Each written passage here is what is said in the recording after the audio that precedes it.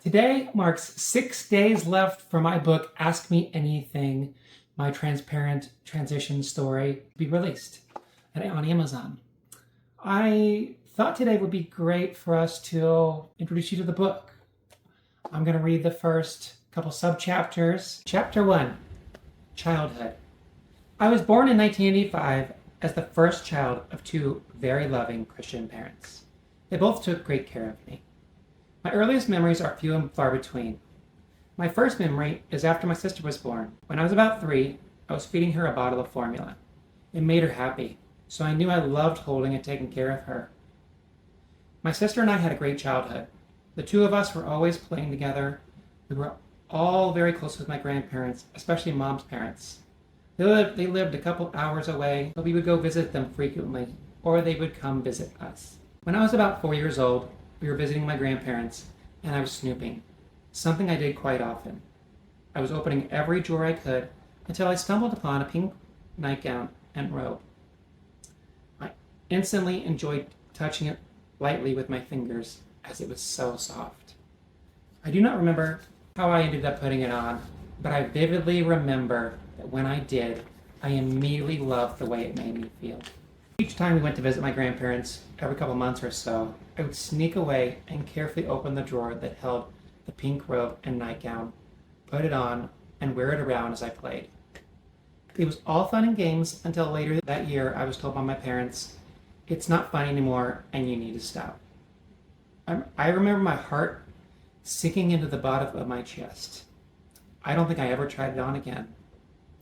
I now can look back on that moment and realized I so badly wanted to share with my family what I was feeling, but their immediate shutdown made me retreat.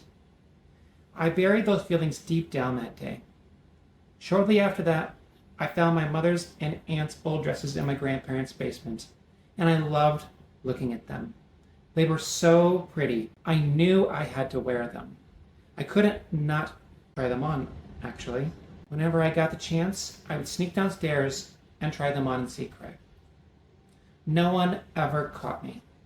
I had some close calls where I had to take them off quickly, but I had my clothes on underneath, so it was easy to change. I continued to try them on until eventually I outgrew them around age 15. Elementary school memories. One magical day when I was about 6 years old, my sister received a dress-up box for her 3rd birthday. There were all kinds of dresses and skirts in it.